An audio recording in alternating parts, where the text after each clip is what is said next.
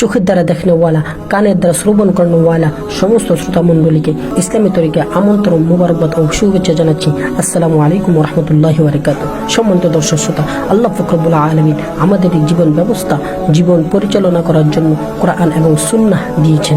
এই কোরআন এবং সুন্নাহ মোতাবেক যদি আমরা আমাদের জীবনকে পরিচালনা করতে পারি, তাহলে আল্লাহ পাক রব্বুল আলামিনের কাছে প্রিয় পাত্রে আমরা রূপান্তরিত হতে পারবো, প্রিয় পাত্র হিসেবে পরিচিতি লাভ করতে পারবো। আল্লাহ পাক রব্বুল আলামিনের মাহবুব প্রিয় বান্দাদের লিস্টে কাতারের মধ্যে আমরা থাকতে পারবো। যে কোনো ক্ষেত্রে দুঃখে হোক বা সুখে হোক, সর্ব অবস্থায় আল্লাহ পাক রব্বুল আলামিনের হাবিব জনাবে নবী করিম সাল্লাল্লাহু আলাইহি ওয়াসাল্লামের বাণী দিয়ে যদি আমাদের জীবনকে সাজাই, তাহলে আল্লাহ পাক রব্বুল আলামিন আমাদের উপরে রাজি এবং খুশি হয়ে যাবেন। এরকমই একটি মারহালা আমাদের জীবনের প্রত্যেকের মধ্যে কম বেশি হয়ে থাকে। সেটা হচ্ছে আমাদের সন্তান ভূমিষ্ঠ হয় বা গর্ভ অবস্থায় থাকে, কিন্তু ওই সন্তান আমাদের দুনিয়ার মুখ দেখতে পারে না, বা দুনিয়াতে আসার পরে বুলুগত অর্থাৎ বালেগ হওয়ার আগে আগে তারা দুনিয়ার বুক ছেড়ে চলে যেতে হয়, পিতামাতাদেরকে ছেড়ে চলে যেতে হয়, পিতামাতার বুক, পিতামাতার কোল খালি করে দিয়ে তারা চলে যেতে হয়। যদি আমরা ওই অবস্থায় ধৈর্য ধারণ করি, আল্লাহ পাক রব্বুল আলামিনের শুকরিয়া আদায় করি, আল্লাহ পাক রব্বুল আলামিনের হামদ সানা বয়ান করি, এবং ওই মুসিবতের উপরে যদি, ওই দুঃখের উপরে যদি আমরা ধৈর্য ধারণ করে থাকি, তাহলে আল্লাহ পাক রব্বুল আলামিন আমাদেরকে অবশ্যই অবশ্যই জান্নাত দিবেন, জান্নাতের সুসংবাদ দিবেন।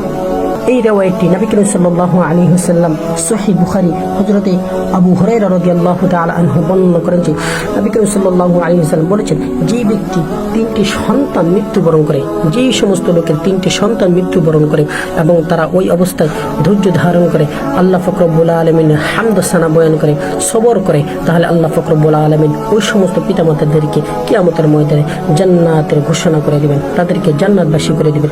এরকম ভাবে সহিহ বুখারীর আরেকটি রিওয়ায়াত আনাস বিন মালিক রাদিয়াল্লাহু তাআলা আনহু বলেন, নবী করিম সাল্লাল্লাহু আলাইহি ওয়াসাল্লাম বলেন, আমার উম্মতের মধ্যে কারো যদি 3টি সন্তান মৃত্যুবরণ করে, 3টি সন্তান দুনিয়ার বুক ছেড়ে চলে যায়, এবং তার পিতামাতারা যদি ওই অবস্থায় বলে আলহামদুলিল্লাহ, আল্লাহ পাক রব্বুল আলামিন নিয়ামত দিয়েছেন, আল্লাহ পাক রব্বুল আলামিন আবার দ্বিতীয়বার নিয়ে গিয়েছেন, শুকরিয়া আদায় করে, এবং তারপরে বলে ইন্না লিল্লাহি ওয়া ইন্না ইলাইহি রাজিউন, তাহলে ওই সমস্ত পিতামাতাদেরকে কিয়ামতের ময়দানে আল্লাহ পাক রব্বুল আলামিন জান্নাতের খুশখবরি দিয়ে দিবেন, তাদেরকে জান্নাতে প্রবেশ করিয়ে দিবেন। এরকম ভাবে আল্লাহর নবী জনাবে রাসূলুল্লাহ সাল্লাল্লাহু আলাইহি ওয়াসাল্লামের সাহাবা, অন্যান্য সাহাবায়ে কেরামদের থেকে আরো অনেক রকমের রিওয়ায়াত, আরো অনেক রকমের হাদিস বর্ণনা পাওয়া যায়। সহিহ মুসলিমের ভিতরে হযরত আবু হুরায়রা রাদিয়াল্লাহু তাআলা আনহুর আরেকটি বর্ণনা পাওয়া যায় যে এরকম আবু হুরায়রা রাদিয়াল্লাহু তাআলা আনহু বলেন, নবী করিম সাল্লাল্লাহু আলাইহি ওয়াসাল্লাম আনসারী মহিলাদেরকে ইঙ্গিত করে বলতেছে, তোমাদের কারো যদি 3টি সন্তান মৃত্যুবরণ করে, তাহলে আল্লাহ পাক রব্বুল আলামিন তোমাদেরকে জান্নাত দিয়ে দিবেন। তখন একজন মহিলা তৎক্ষণাৎ উঠে দাঁড়িয়ে বললেন, ইয়া রাসূলুল্লাহ, যদি কারো 2টি সন্তান মৃত্যুবরণ করে তাহলে কি হবে? তখন রাসূল সাল্লাল্লাহু আলাইহি ওয়াসাল্লাম দুবি সহিহে, অর্থাৎ 2টি সন্তানও যদি মৃত্যুবরণ করে আর ওই অবস্থায় যদি ধৈর্য ধারণ করো, ওই অবস্থায় যদি আল্লাহ পাক রব্বুল আলামিন হামদ সানা বয়ান করো আর ইন্না লিল্লাহি ওয়া ইন্না ইলাইহি রাজিউন পাঠ করো, তাহলে আল্লাহ পাক রব্বুল আলামিন তাকেও কিয়ামতের ময়দানে জান্নাতের সুসংবাদ, জান্নাতের খুশখবরি দিয়ে দিবেন।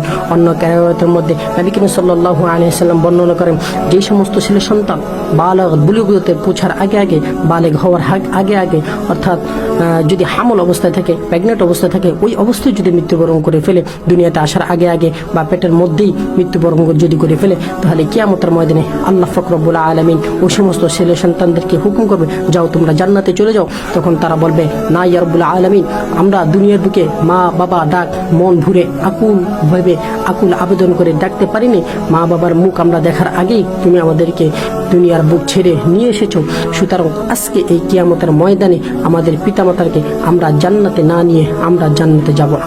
তখন সম্মানিত শ্রোতা মণ্ডলী, ওই সমস্ত ছোট নবজাতক শিশুগুলা তখন তাদের মায়ের হাতের উপরে তাদের যে নাভি ছিল, ওই নাভিকে পেঁচিয়ে তাদেরকে জান্নাতের মধ্যে নিয়ে যাবে। সুবহানাল্লাহ, সুবহানাল্লাহ, কত খুশকিসমত, কত খুশকিসমত, খুশনসিবওয়ালা ওই সমস্ত পিতামাতারা যারা এই সমস্ত বিপদ আপদের সম্মুখীন হওয়ার পরে ধৈর্য ধারণ করেছে।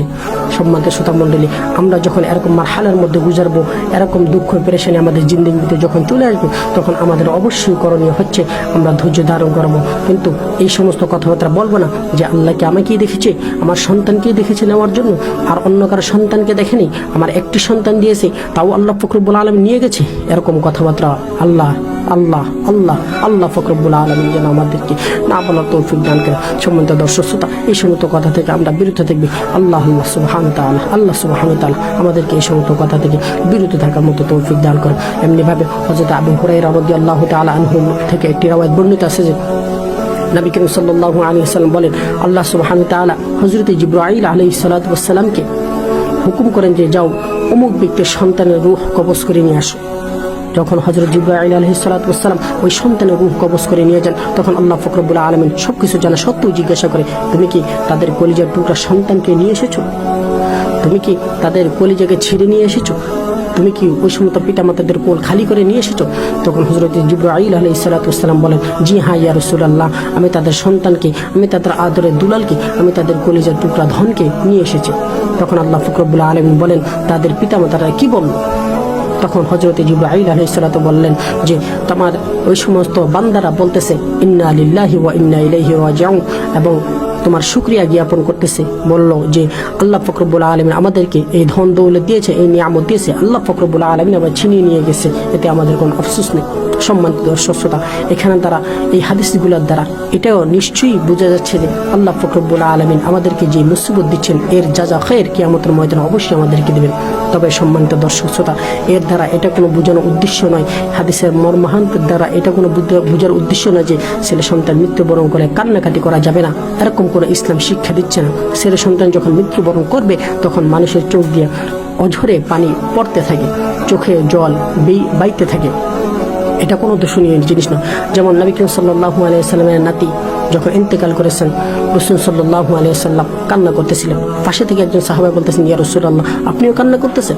আপনি বলতেছেন না যদি কেউ মৃত্যুবরণ করে তাহলে ওই সমস্ত ওই মারহালার মধ্যে, ওই সমস্ত দুঃখ কষ্টের মধ্যে কান্নাকাটি করতে নেই? তখন রাসূল সাল্লাল্লাহু আলাইহি ওয়াসাল্লাম বলেছেন যে কান্না তো এটা মুহাব্বতের তাকাজা, কান্না তো এটা আসবেই, এটা আমার ভালোবাসা, আন্তরিকতা, টান, মুহাব্বত প্রকাশ পায়, কান্না এটা আসবেই। কিন্তু নুহা যেটা আছে সেটি হচ্ছে হারাম। আল্লাহ পাক রব্বুল আলামিনকে গালমন্দ করা, তকদীরকে গালমন্দ করা, চিল্লা পাল্লা করে কান্নাকাটি করা, কপালে ফিটানো, বুকে ফিটানো, এই সমস্ত কাজগুলো করা নাজায়েজ, হারাম। তো হযরত আবু হুরায়রা রাদিয়াল্লাহু তাআলা আনহু বলেন যে নবী করিম সাল্লাল্লাহু আলাইহি ওয়াসাল্লাম ওই হাদিসের ভিতরে বলেছেন যে রাসূল সাল্লাল্লাহু আলাইহি ওয়াসাল্লাম বলে হযরত জিবরাইল আলাইহিস সালাম যখন এই সমস্ত কথাগুলো বলে যে তারা আপনার শুকরিয়া আদায় করতেছে, তারা আপনার এই কাজের উপরে রাজি এবং খুশি, তখন আল্লাহ সুবহানাহু ওয়া তাআলা বলেন যে তুমি সাক্ষী থাকো, যে ফেরেশতারা সাক্ষী থাকো যে আমি তাদের জন্য একটি জান্নাতের মধ্যে মহল তৈরি করে দিলাম। ওই সমস্ত মহলগুলা, ওই জান্নাতগুলার নাম হবে বাইতুল হামদ। বাইতুল হামদ নামে একটি জান্নাত ওই সমস্ত পিতামাতার নামে বরাদ্দ করে দেন আল্লাহ পাক রব্বুল আলামিন।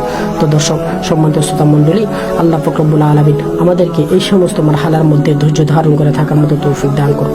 আমিন।